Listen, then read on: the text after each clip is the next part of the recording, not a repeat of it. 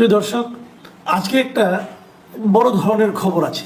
বড় ধরনের খবরটা এরকম, এটা অনেকটা আমি মনে করি নেতিবাচক খবরই বটে আমাদের জন্য এবং অনেকের জন্যই। সেটা হলো ভারত বাংলাদেশের ট্রান্সশিপমেন্ট সুবিধা বাতিল করে দিয়েছে। ট্রান্সশিপমেন্ট সুবিধা মানে হলো যে আমরা যখন আমাদের এখান থেকে কোনো একটা পণ্য নেপাল বা ভুটানে পাঠাতাম স্থল সীমান্ত দিয়ে, তখন সেটা আমরা ভারতের ভূমি ব্যবহার করে পাঠাতাম, মানে ভারতের ওপর দিয়ে যেতাম। এগুলোকে আপনারা নিশ্চয়ই জানেন, তবে আমি একটু ছোট করে বলি। এখানে অনেক ধরনের সুবিধা আছে, দুটো প্রতিবেশী দেশের মধ্যে থাকে।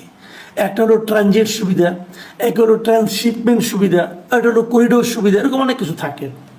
ট্রানজিট সুবিধাটা হলো, ধরা যাক আমি আমার দেশ থেকে আমি নেপালে কিছু পাঠাবো, পণ্য রপ্তানি করব, তাহলে আমার ট্রাক, আমার পণ্যবাহী যে যানবাহনটা, সেটা ভারতের সীমান্ত দিয়ে চালিয়ে আমি ওপারে নেপালে যেটা পৌঁছে দেবো। এটা হলো ট্রানজিট সুবিধা।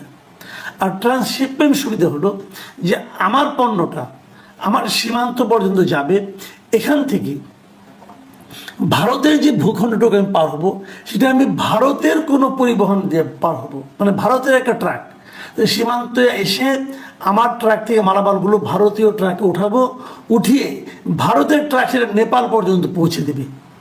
তার মানে যার ভূমি তার যানবাহন, মাথায় রাখবেন, যার ভূমি তার যানবাহন। যখন আমি ভারতের উপর দিয়ে যাবো, তখন ভারতের যানবাহন, ভারতের ট্রাক আমার পণ্যটা, বাংলাদেশের পণ্যটা নিয়ে নেপালে যাবে। এটা হলো ট্রান্সশিপমেন্ট। এই কাজটা আমরা নেপাল এবং ভুটানের সঙ্গে করতাম এতদিন, এই বুড়িমারি বর্ডার অথবা ওই সমস্ত বর্ডার দিয়ে আমাদের এগুলি যেত। কিন্তু তো এই সুবিধাটা ভারত মানে গতকালকে থেকে বাতিল করে দিয়েছে। এবং ভারত কেন বাতিল করেছে এটা তাদের ব্যাপার। তারা বলেছে যে মঙ্গলবার ভারতের central board of indirect taxes and customs এই সুবিধা বাতিল করে দেয়। এবং এটা নিয়ে আমাদের সুবিধাটা আমরা পেতাম 2020 সালের 29শে জুন এর সঙ্গে একটা আদেশ ছিল, তারা সেই আদেশটাও বাতিল করে দিয়েছে। এবং তারা আরও বলেছে এরই মধ্যে আমাদের পণ্য নিয়ে ভারতের মাটিতে যে ট্রাকগুলো আছে অথবা যে যানবাহনগুলো আছে, সেগুলোকে দ্রুত চলে যেতে হবে। এই হলো ঘটনা। এখন এতে কিন্তু আমাদের ব্যবসা বাণিজ্যের উপর একটু হলেও প্রভাব পড়বে। কেমন, আমি একটা এক্সাম্পল দিয়ে বলি। দেখেন, আমরাও কিন্তু ভারতকে ট্রান্সশিপমেন্ট সুবিধা দিয়ে থাকি, আমরাও দিয়ে থাকি। হ্যাঁ, ভারত পণ্য, ধরেন আমাদের একটা উদাহরণ দিয়ে বলি, ভারত পণ্য নিয়ে এসে আমাদের মংলা পোর্ট অথবা চিটাগাং পোর্টে নিয়ে এসে নামানোর পর আমাদের গাড়ি দিয়ে সেটা ভারতের পূর্বাঞ্চলে যায়, যে ওখানে আবার ওদের মানে ওরা এখান থেকে মালগুলি নামিয়ে নেয়। ওরা কিন্তু ট্রান্সশিপমেন্ট সুবিধা আমাদের কাছ থেকে পায়। এখন ওরা আমাদেরটা বাতিল করে দিয়েছে। প্রথমত কথা হলো, এটা বাতিল করতে পারে কি না? হ্যাঁ পারে, ইচ্ছা করলে পারে, বাট সেটা অনৈতিক হয়, কিন্তু তারা পারে। অনৈতিক কীরকম, যে WTOর একটা নিয়ম আছে, বিশ্ব বাণিজ্য সংস্থা, এদের একটা নিয়ম আছে। নিয়মটা হলো গিয়ে যে যদি স্থল বেষ্টিত হয় কোনো দেশ, মানে চারিদিকে যে স্থল দ্বারা বেষ্টিত হয়, সেই দেশগুলোর, তার প্রতিবেশী দেশগুলো তাকে ট্রানজিট অথবা ট্রান্সশিপমেন্ট সুবিধা দিতে বাধ্য, এটা নিয়ম। এখন আমরা কিন্তু টোটালি স্থল বেষ্টিত নই, আমরা আমাদের একদিকে কিন্তু আপনার সমুদ্র আছে, কাজে আমরা একদম স্থল বেষ্টিত নই। কিন্তু ভুটান, নেপাল এরা কিন্তু স্থল বেষ্টিত দেশ, মানে এদের অন্য কোনো দিকে যাওয়ার উপায় নাই। অতএব তাদেরকে আপনি যখন আপনি আমার ট্রান্সশিপমেন্ট সুবিধা বাতিল করে দিলেন, মানে বাংলাদেশ যদি নেপালে কোনো পণ্য পাঠাতে চায়, ভুটানে কিছু পাঠাতে চায়, তাহলে আপনি আমাকে বাতিল করে দিলেন, কিন্তু পাশাপাশি কিন্তু আপনি ভুটানকেও অথবা নেপালকেও সেই সুযোগ থেকে বঞ্চিত করলেন। এটা আপনি পারেন না আইন অনুযায়ী। কিন্তু আইন যদি কেউ না মানে, আপনি কী করবেন? যেমন উজানের নদী, যে আন্তর্জাতিক যে নদীগুলো, মানে যে নদীগুলো একাধিক দেশের উপর দিয়ে যায়, তাহলে উজানের যে দেশ আছে, তারা কিন্তু সেই নদীর পানি প্রবাহে কোনো বাধা সৃষ্টি করতে পারবে না, এটা আন্তর্জাতিক নিয়ম। ভারত তো প্রতিদিনই করছে। না মানলে আপনি কী করবেন? না মানলে আপনি কিছু করতে পারবেন না, কিন্তু করাটা উচিত নয়। এটা হলো বেসিক ফর্মুলা। এখন ভারত এই কাজটা কেন করলো? এটা করার মাধ্যমে ভারতের কী লাভ হলো?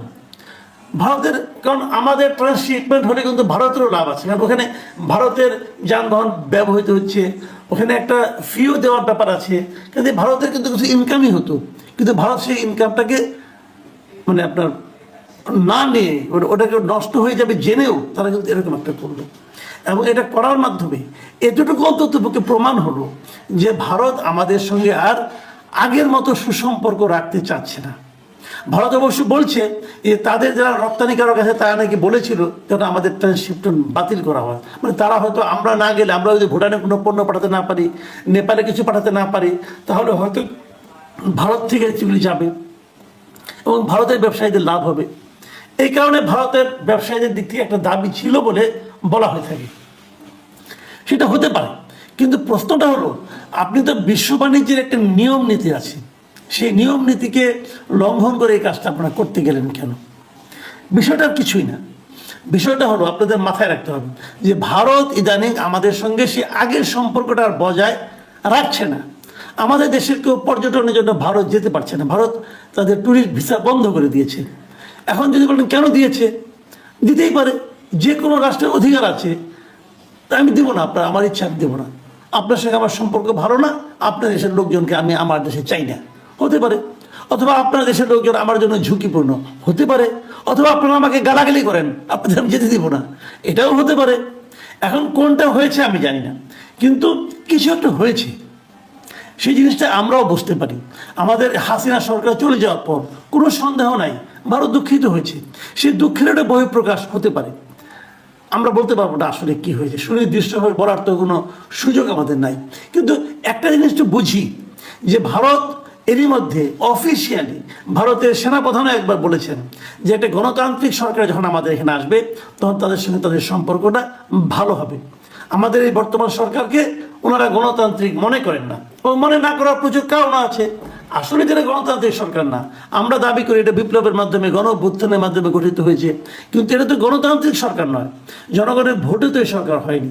কাজে তারা যদি বলে যে এটা গণতান্ত্রিক সরকার নয়, আপনি কিন্তু যুক্তি দিয়ে তাদের কথাকে বাতিল করে দিতে পারবেন না। বিপরীত দিকে আরেকটা জিনিস, ভারত ধরেন আমরা দেখেছি যে আমাদের সঙ্গে দীর্ঘদিন দ্বিপাক্ষিক কোনো মিটিংয়ে তারা বসেন, বিশেষ করে আমাদের সরকার প্রধান পর্যায়ে।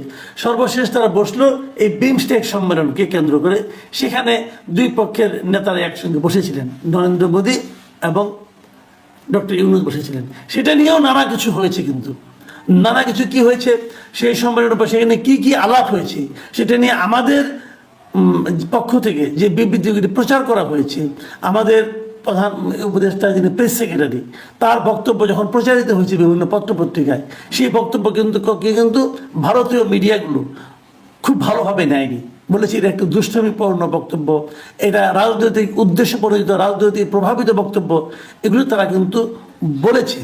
এবং আমাদের দিক থেকে এই বৈঠকটা হওয়ার পর আমাদের মিডিয়াগুলো খুব উল্লাস করেছে কিন্তু, যে আমরা জিতে গেছি, ভারতকে বাধ্য করতে পেরেছি, এগুলো অনেক কথা কিন্তু আমাদের এন্ড থেকে বলা হয়েছে।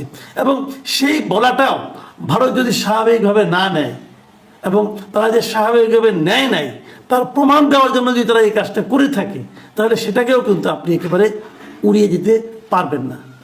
মোদ্দা কথা হচ্ছে ভারত বাংলাদেশের সেই